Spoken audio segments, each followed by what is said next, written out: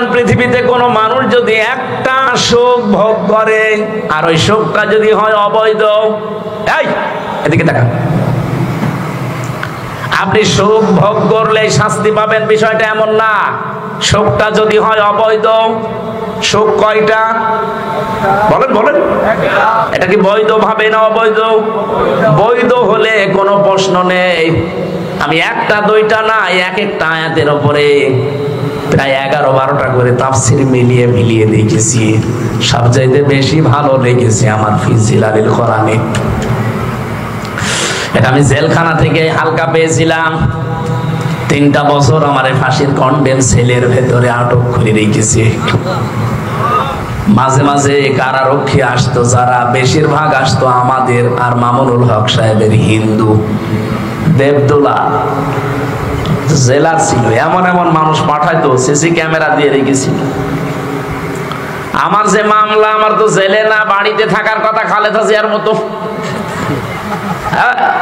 কারণ আমার সন্দেহ করে ধরে নিয়ে গেছে, অথচ আমার রেখে দিয়েছে ফাঁসির কন্ডেম সেলের ভেতরে, তা 24 ঘন্টা তালা লাগানো। ঈদের দিন বছরে মাত্র আধা ঘন্টার জন্য খুলে দিত, তাও যেখানে সেখানে যাওয়া যাবে না। ওই পাশের রুমে যাওয়া যাবে, পাশের বিল্ডিং এ দেখে আবার আসা লাগবে, আবার তালা লাগাবে। এরপরে যোগাযোগ বিচ্ছিন্ন। অন্যান্য যারা বন্দী ছিল তাদের দেখতাম 7 দিনে একবার সরকারি মোবাইল দেয়, বাড়িতে কথা বলতে 10 মিনিট। আরে 3 বছরের শয়তান আমার একদিনও দেয়নি। আমারে আর মামুনুল হককে এক জায়গায় করেছিল, বলছে না এই 2 জন আল্লাহর ওলির টার্গেট, হবে না। এক কারারক্ষীকে বললাম যে ভাই সারাদিন তালা লাগিয়ে রাখেন, একটা বই নিয়ে আসতে পারেন না, একটু পড়াশোনা করি? কিছুই তো দেন না। হুজুর একটা বই আছে, আমি নিয়ে আসবো। ও আল্লাহ, দেখি নিয়ে এসেছে বঙ্গবন্ধুর আত্মজীবনী। সাদা পড়ে আমি করবো কি? আপনি পড়েন, এখানে অনেক জ্ঞান আছে। পরের সপ্তাহে বই নিয়ে এসেছে বঙ্গবন্ধুর ছেলেবেলা। আপনি আর বই পান না। লাইব্রেরিতে আমি খুঁজে দেখবো। ও যাই তো ওই জায়গায় যেখানে বঙ্গবন্ধু কর্নার লেখা, ওই জায়গায় বই, যেখানে ইসলামী এগুলোতে যায় না, কারণ ওখানে বড় হিন্দু তো, ওখানে ওই জায়গায় চোখ পড়ে। 3য় সপ্তাহে একটা বই নিয়ে এসে দিল, বঙ্গবন্ধুর চীন সফর। বললাম আপনার আর আসার দরকার নেই। পরে একবার কারারক্ষী পেলাম, আশরাফুল নামে একজন মুসলমান। চিন্তা করলাম এর নাম যখন এখানে আশরাফুল লেখা, এর দ্বারা কিছু হবে। বললাম ভাই 3 বার আমি টস খেয়েছি, তা আপনার একটা বই চাই, আপনি তো ওইভাবে পারবেন না। ওইভাবে ওই হিমেল বিল্ডিং এ জিন্দা শহীদ জনাব এটিএম আজহারুল ইসলাম আছে, ওনারে বলবেন হামজা কিছু বই চেয়েছে। আল্লাহর ইশারা 2টা বই উনি মন মতো পাঠিয়েছিল, আর 2টাই তাফসীর। আমি সবচাইতে বেশি ভালোবাসি যে 2টা আল্লাহ মনে হয় মিলিয়ে দিয়েছে, ফি জিলালিল কোরআন আর তাফহিমুল কোরআন। ওই যে সময় পেয়েছিলাম 3 বছর, ওই বুঝে বুঝে পড়েছিলাম, সেটা এখন আমার মাঝে মাঝে কাজে লাগে। অথচ আয়াত আমি আগেও পড়েছি বাইরে থাকতে। জ্ঞানটা আল্লাহ আমাকে ওইভাবে দেয়নি। রব্বুল আলামিন জানিয়েছেন, কোন মানুষ যদি অবৈধভাবে কোন সুখ ভোগ করে,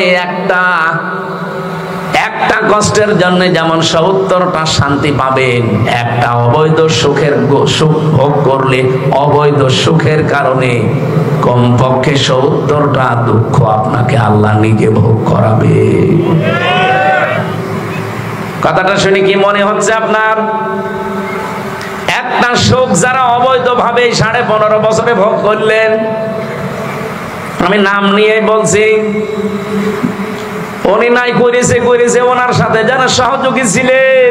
আপনারা তো জ্ঞানী মানুষ, শিক্ষিত মানুষ, আপনারা জানতেন না যেটা অবৈধ। আমরা এই অবৈধ সুখ ভোগ করবো না, দরকার হয় না খেয়ে মরবো। কেন অবৈধ সুখ আপনি জেনে শুনে ভোগ করতে গেলেন? এখন নেন, এক একটা অবৈধ সুখের কারণে যদি 70টা করে শাস্তি দেয় আল্লাহ, অশান্তি দেয়, দুঃখ দেয়, তাহলে 15.5 বছরে যারা 50টা সুখ ভোগ করেছেন, আপনি 70 দিয়ে গুণ দেন, কত হবে? 3500। আপনি ক্যালকুলেটরে হিসাব দেন, 3500 হবে। তাহলে এক একটা অবৈধ সুখের কারণে যদি 70টা করে হয়, এই 15.5 বছরে 50টা সুখ যারা পেয়েছেন অবৈধ সুখ, 3500 দুঃখ আগে ভোগ করবেন, এরপরে অন্য কথা। আল্লাহ এটা করাতে পারে না? আর আল্লাহ যে পারে এর বাস্তব প্রমাণ এখন এই দেশ। আগস্টের 5 তারিখের আগেও কি অবস্থা ছিল আপনি দেখেছেন? কোথায় তারা আজ? আমার কুষ্টিয়ার মাহবুবুল আলম হানিফ, ওর বাড়ি পর্যন্ত পায়খানার প্যান পর্যন্ত খুলে নিয়ে চলে গেছে, এমনি খোলে নাই। অবৈধ সুখ যারাই ভোগ করেছেন 15.5 বছরে, দুনিয়া হোক আখেরাত হোক, আপনি লিখে নিন, কারণ কোরআনের কথা মিথ্যা হবে না, 100% সত্য কথা। মাস্ট বি, দুনিয়া আখেরাতে মিলে আপনাকে 70টা অপমান আল্লাহ করবে।